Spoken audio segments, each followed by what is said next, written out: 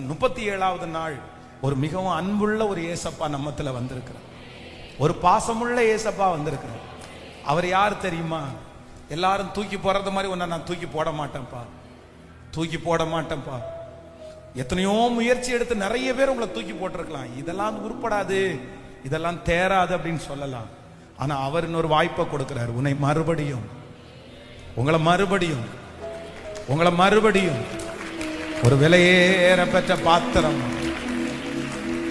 ஒரு விலையேற பெற்ற பாத்திரம். சின்ன வயசுல இருந்த அந்த அபிஷேகம் மறுபடியும் உங்களுக்கு கிடைக்கும். ஒரு 10 ஆண்டுகளுக்கு முன்பாக ஆண்டவர் கொடுத்த அந்த விஷனை திரும்ப உங்களுக்கு தருவார். இது உண்மை.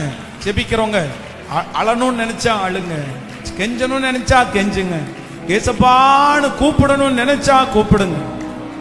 இந்த 100 நாளைக்குள்ள ஒரு பெரிய மாற்றத்தை ஆண்டவர் உங்களுக்கு தரப்போற. சொல்லுங்க ஏசப்பாட்ட, நான் அப்படிதான் ஆண்டவரே வந்திருக்கிறேன். இன்னைக்குள்ள வாக்கு தத்தம் முழுக்க எனக்கு தான், இந்த வார்த்தை எனக்கு தான். நான் உங்க கையில கெட்டு போயிட்டேன். நான் இப்படி இருக்க வேண்டிய நபர் கிடையாது. நான் இந்த இடத்துல இருக்க வேண்டிய நபர் கிடையாது. நான் இப்படிப்பட்ட ஒரு சூழ்நிலையில இருக்க வேண்டிய நபர் கிடையாது. எனக்கு தெரியும் என் மேல நீங்க வச்சிருக்கிற நோக்கம் ரொம்ப பெருசுன்னு எனக்கு தெரியும்.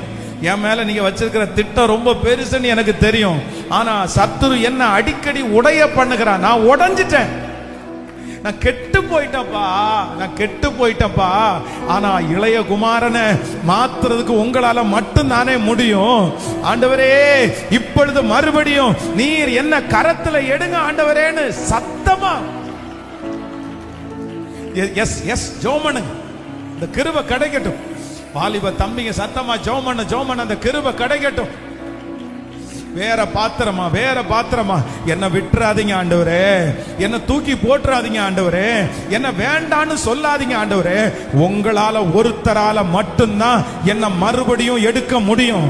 உங்களால ஒருத்தரால மட்டும்தான் மறுபடியும் என்ன நிறுத்த முடியும்.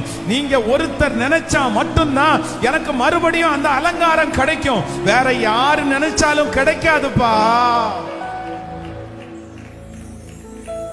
ஹalleluya. மன்னா